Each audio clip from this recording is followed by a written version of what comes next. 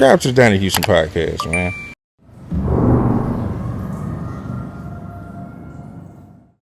What's going down, man? It's Donnie Houston. I'm here joined. We're going worldwide today. You know what I'm saying? We're taking this thing to Montreal, man. We're talking SLAB. We're talking culture, man. You know what I'm saying? Got the homie Gosselin in here, man. He's the first person out in Montreal, man, to build a SLAB. You know what I'm saying? So he's here to chop it up. He got the car parked behind him, man. Y'all gonna really enjoy this. Alex, what's going down, man? What's up, sir? How you been, man? I'm cooling, man. How you feeling? Feeling great, man. Thanks for having me, man. Seriously, it's been a blessing. It's actually my first shot on talking about, the history behind my car, man, and whatever, motivated me to head to H-Town culture, man. Man, already. So, man, you in Montreal, right? Yes, sir. Quebec City, man. We're French people up here. So if ever you guys don't understand my lingo sometimes, excuse my language. I'm French. My primary language is French, so. Okay, that's what's up. That's what's up, Yeah. man. How far is Montreal from Toronto? Well, no, Montreal is actually, I would say, what, 8 hours, 10 hours from Toronto? Damn. So, but the culture here is very, very different. We're really French inclined, whatever we do from the start, we got actually a lot of people down in Louisiana and stuff. So, that's another thing which connects a lot our culture from Quebec to Louisiana and to the United States. It's one of the only other little, pawns that actually have a bit of our culture down there, and actually a lot of Creole too. A lot of black people down there from Haiti and Creole backgrounds. That's what's up, man. So, man, tell me, bro, what got you interested in this SLAB? Because you ain't nowhere near this Texas shit, man. So, I mean, Man, how you even get put onto this, man? really, the whole base, of our SLAB culture, basics and roots is actually rap music, like anybody else. But since we've been excluded a lot from the United States from music and stuff back in the 90s, because I'm an 80s baby, so 90s was something for us because rap pushed us to really follow the United States, and whatever you guys were on, whatever was for lowriders or slabs and stuff. But actually, the exposure of music on the radio and on TV made us really discover you guys. That's why for us, Southern culture is really retardedly known to us. We came to know about the Southern culture more around after the year, 2000s and stuff, mainly because of the internet. Internet connected us a lot with you guys' underground scene, and stuff. So mainly us up here, we were exposed more to East Coast and West Coast. So lowriding came a lot more in the 90s and stuff. But as for building slabs and actually knowing what the fuck a slab is first, we had to wait till later 2000s. So this is like this is when Swishahouse and the Power Wall Slim, all that type of stuff, that era. That's why I had this little pre talk with you before in our private conversation that some folks might be not being surprised or frowned upon hearing this, but we got to know more about the slab culture through Swishahouse. Okay, yeah. Bro, I mean, what they took what what was going on the South Side. They took that on a national and on a worldwide level. You know what I'm saying, in that mid 2000s. So I understand that.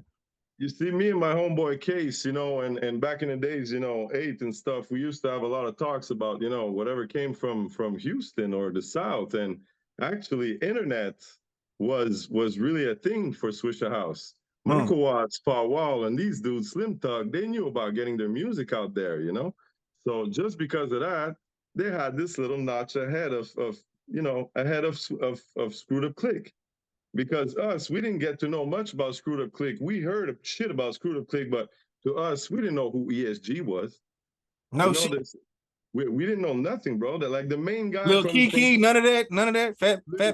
Very little. We maybe heard shit from like underground radios and stuff, but we were never exposed to that point. The main guy down in Houston, believe it or not, that was exposed the most up here was South Park Mexican. I believe that. SPM, bro. SPM hit our streets more, than most of the Houston cats. Straight up. That's a trip, man. Even to me, as a huge rap head, bro, I have an immense knowledge for reggae, rock, heavy metal, rap music. I was raised by a Jamaican since birth. So Hmm. that's why my English is still pretty okay for a French guy, you know. Yeah. But as being, exposed to that by Jamaican, he made me understand and learn a lot about the American culture too. Hmm. But even for us, it was hard to get out there. It was the TV that was limiting us and the radio Yeah. up until internet really gave us that. So what was the other than SPM, like you say, the Swishahouse and all that? What's some of the first Houston rap songs you remember hearing? But of course, Still tipping. the Wiggy Wiggy song about SPM, yeah, yeah, SPM. yeah, You know, yeah. that was mainly, the street shit that we were like hooking up on, say, yeah, SPM got like that fucked up flow, like we started, getting to know, because he had a really distinct style, and he was representing H-Town, really, Right. like Houston, He was from South Park, so yeah, definitely H-Town, yeah. Yeah. Yeah. You ever been out here? No, actually not, bro. I've been asked 100 times, bro. I need to head down south, bro. At Houston, big time, bro. Yeah. I'm like 10 years late, bro, on you guys. I gotta get there, man. Seriously. Yeah. So man, what was it about the SLAB, man, that attracted But yeah, you? yeah, yeah. Wow, To get back to get back to that, me just listening a lot to rap and stuff. I fell upon one of these days, fell upon Big Pimpin' of Jay-Z, of course. Yeah. And again, UGK wasn't really big up here. We didn't know much about, maybe underground cats older than me maybe knew about it, but I didn't know personally. So when Big Pimpin' hit, I like, steadily went into the lyrics and stuff, and I was just singing along, the chorus about the Pimp C and BUNB and all that stuff. And Hmm. I was like, man, who the fuck is Pimp C and BUNB? That's when I started, I was really interested in, in music in general. So I started, going into details about UGK, and I was like, oh shit, okay, Pocket Full of Stones. I knew Pocket Full of Stones. I knew, a few little, dirty, how you call it, Dirty Money and stuff like that. Old school tracks that we, knew, but didn't knew really the artists, whatever. Yeah. So that's where I started, learning and studying what the fuck they were talking about, slabs. That's Yeah. where I got into their album and old school albums and stuff, and learning what 84s was. What the fuck is 84s? Nobody knew what it was here. Yeah. But riding on Vogue tires and having pop trunks and fifth wheel, like, okay, we kind of understood fifth wheel, the Continental kit, but it was about that. But as time went, that's where I really got into, whoa, shit. That's like the lowriders, but down south. And that's actually, the predecessors of the Superfly, Big Pimpin', days of the 70s. So I was like, my mind was blown, man, right away, Because I Nice. was raised on riding Cadillacs. My grandfather took care a lot of me when I was little. And he used to be a big, Cadillac fan. And he was Yeah. actually a big persona type of person, not that anybody would ever mess around with my grandfather, So Yeah. I was Yeah. kind of rolling around, used to smoke his big cigars and his Cadillac. So from I was very little, Cadillacs kind of like twitched me, and Yeah. that's how I slowly brewed. But I had to go to school to learn auto body work, Okay. because that's what really kind of bonded everything together, is that I went to school to learn how to fix cars and paint cars. So from there, that's what gave me the right to use my hands to build myself a slab, literally. So what year did you start getting into putting your slab together? I would say around 2008, 2009 already, I was, kind of like, inclined into wanting to have a slab. I built my first Cadillac Fleetwood 94. I remember back then, but I kind of put it on blades. Because back in the days, again, I wasn't really, knowing exactly what to buy, what to get and stuff, But a lot of boys out here would ride blades too, because you couldn't always get swangers like that before, some wide wheels. Like, a lot of people was riding blades and shit, man. But you see, I remember back in 08, 09, 010, whatever, blades was big as fuck too, So that's why, I was proud to ride. Out there, blades were big? No, not up here, bro. I was the first dude riding on blades, period, here. Yeah. There was no blades around here, period, Is there a car culture of any sort out there? Oh, yeah, big time. You mean as old school cars here? Just like whatever y'all car culture is. Hold on, give me a second, man. Yeah,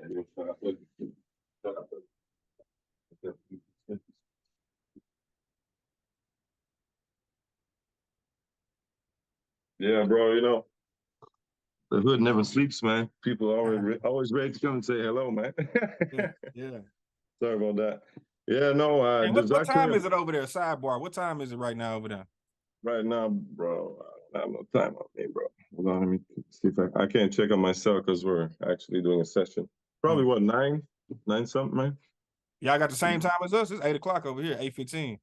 No, you see, I think we're an hour later. So that's why you were saying it's saying 9. It was 8 for me, but 9 for you. Yeah. That's why I think there was a little misheard, whatever, you know. But yeah, there's a big old school scene here, but it's actually more lowriders. I would say we're composed here of maybe 95% lowriders, maybe not even 3-4% donks, and I would say 1% slab. There's nothing, bro. There's the main reason behind it too, Donnie, is the shipping and getting wheels, you know. Yeah. Because up here it's actually costing us like about $1,000 of shipping to get a set. No shit. So, you know, and the fact that we have about 5 to 6 months, you know, heavy winter kind of fucks everything up, you know, because you can't ride like you want to ride. Yeah. Bro, you really gotta want a slab up here. Like I'm not kidding you, bro. We're still paying like $6-7 a gallon, bro. Get the fuck out of here. People don't realize, I swear to God, bro, it takes heart, bro, to survive up here, bro. As much as they say we have free healthcare and shit, but bro, let me tell you, man, we pay, bro. Y'all make up for it on the other end. Yeah. They milk the cow, bro, like shit. Crazy, man. Man, okay, so man, all right, you building your slab, man. But yeah, this is the one you started right here. You said another one before. You said a 94. Yeah, I started off having a Fleetwood on blades, thinking it was a 94. slab. Yeah. I swore, bro, I had a slab back then, but I kind of understood. I wasn't riding no slab, you know. Yeah. So that's when really Pimp C kicked in, you know, to me when he came out with Pouring Up. Oh, and you seen him coming down in the Barrettes. I started seeing what the fuck, you know, a 90s clip was a real slab on OGs and stuff, and you know, all white redone interior and stuff. So that's why I really like, okay, now I know where I have to set my target at. So actually, like I tell a lot of people, man, Pimp C actually pushed the culture up north, literally. Man, literally. Pimp C, man. It's really a cool thing, you know, deep down. I met Bun B, and I told Bun B, actually, I got to chill a bit with Bun B for a few minutes when he came to Montreal. And man, I had to tell him, man, you guys, you know, you guys really pushed some shit into me. Really pushed buttons, man. Like, no joke, man. Yeah.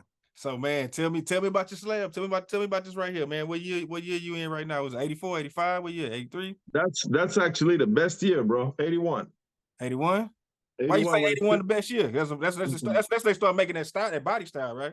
Yeah, no, actually it's 79 the start of that body style. The main thing about having let's say 79 to 81 would be that you get a different type of motor than a 4.1.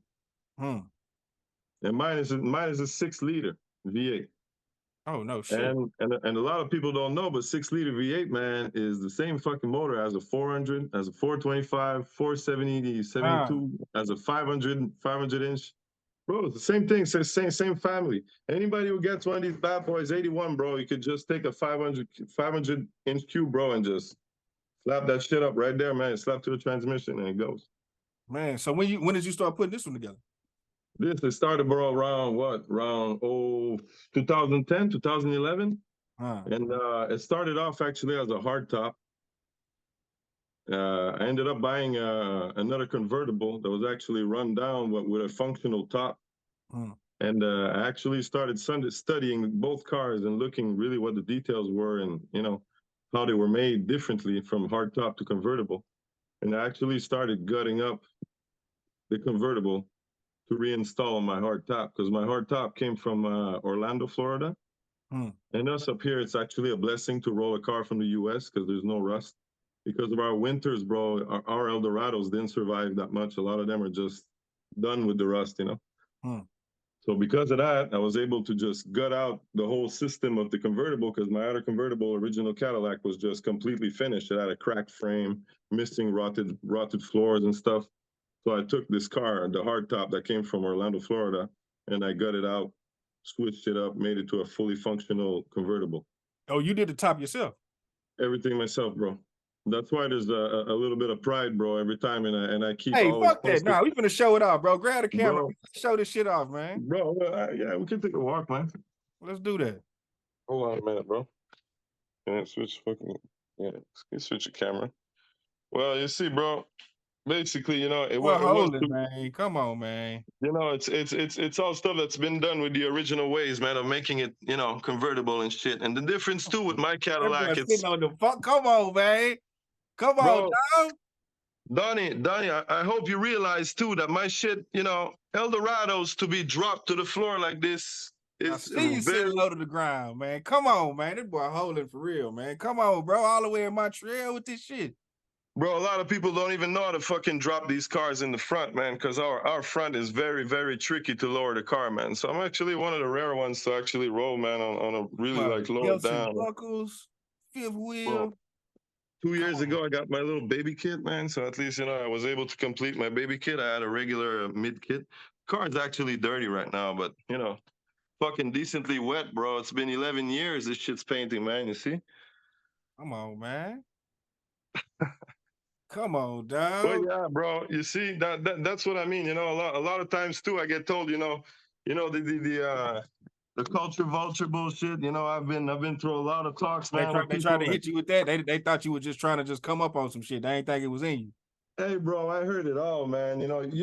First of all, I'm white, so let's get it understood, right? Get the elephant out the room, yeah. Right away, bro. No, but you see, like that's another thing too.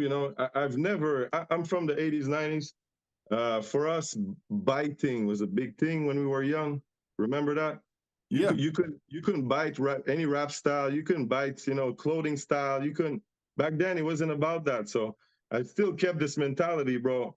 I love H-Town, Texas to the bone, but you don't see me with You with ain't no got no south fade side. and shit. Yeah. I ain't got no grills, bro. I love you guys to the death.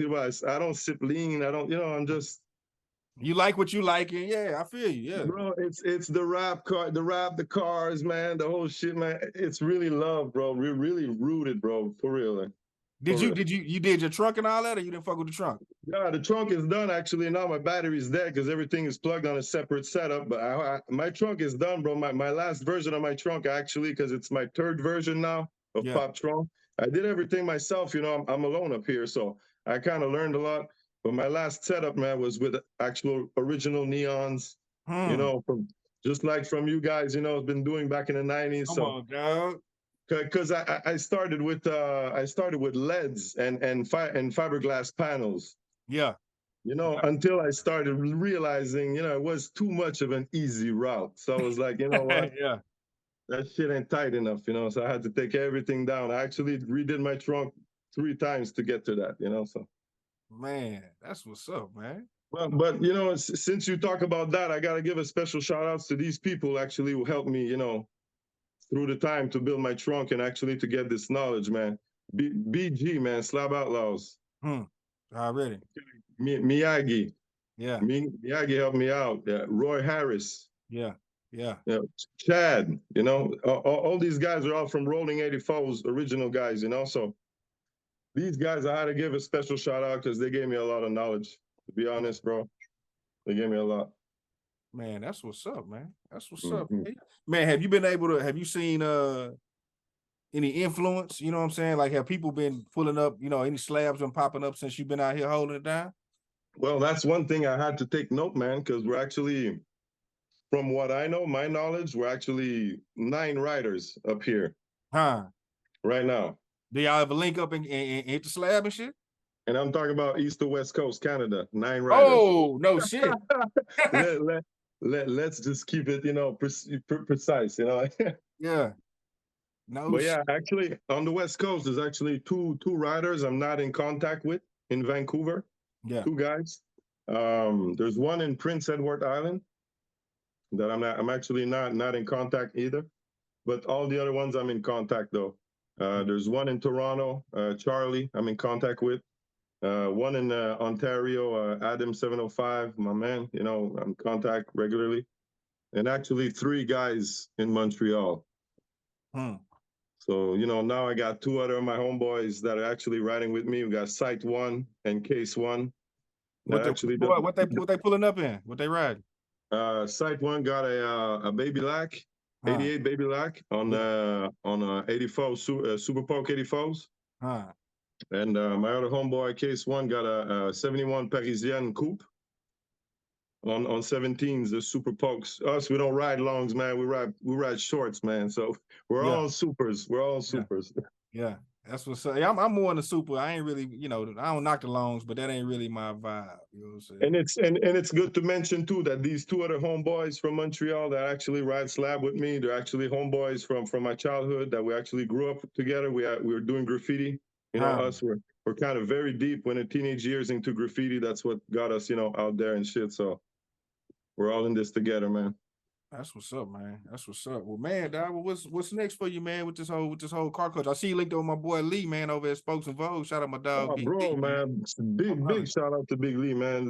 Lee been holding us, you know, down up here, man, in Canada for a while, man. Because, you know, Big Lee been my next, you know, my next best man when it was time to get wheels up here and get Vogue tires, you know, because it's always been, you know, a hassle to get wheels. I've never got a set from Texan Wire Wheels directly, ever. No So, shit. Because it's been hard to communicate, or you just ain't. It's just what's been. I don't know, bro. Just impossible to get to any kind of customer service. Just impossible. I wish I could answer you, bro. I just don't have the answer. I really don't. Yeah. Actually, to put things, you know, straight, the first dudes to bring 84s up here that actually helped me to get a set was SLAB Customs with Thomas Kemper. Okay. Yeah. Thomas Kemper, big shout out too, man. He put me on wheels, man, like 10 years ago, bro. He's the guy who actually got my first set. So, but yeah, to get back to Big Lee, man, Player of the Year, man. Shout out Lee, my bro. dog Big Lee, man, out there holding it down, man. Bro, Big Lee, bro, big time, bro. Player of the Year all day, man. Already. This guy's everywhere, bro. Everywhere. Oh yeah. He's everywhere. Bro, as soon as I told him, man, dude, I need to try to talk to Donnie Houston, man. I don't know how the fuck to talk to Donnie Houston. Hey, man, hold on, man. Donnie Houston, my man. Hold on. Let me.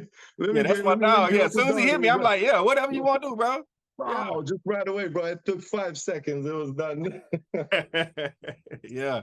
Shout out. Good cat. Really good guy, man. My brother, man. Great guy. Yeah. Man. Yeah, really good guy. He actually got me to link up with Paul Wall here in Montreal too. Already. That's my boy too. Yeah. And he's the dude behind Bun B also. So man, major shout out to Big Lee. Major shout out. Already. Well, yeah, man. Well, shit. Well, what's next with you? When you coming down to the H, man? We gotta have you out here, man. You gotta get the slab for real. I've been busy now. You gotta at least see MLK on a Sunday in real life, bro. Yeah, bro. You know what? That's gonna be part of my. It's not gonna be. It's always been part of my. You know, my top bucket list shit. I gotta be on the MLK, bro, and see everybody. Gotta see MLK on Sunday, bro. Bro, guarantee, man. I know actually there's quite a few people too that have been asking me when the fuck am I coming to H-Town. So I gotta head there, right? I really gotta do it. The screw shop, all that, man. You gotta come out here and see it.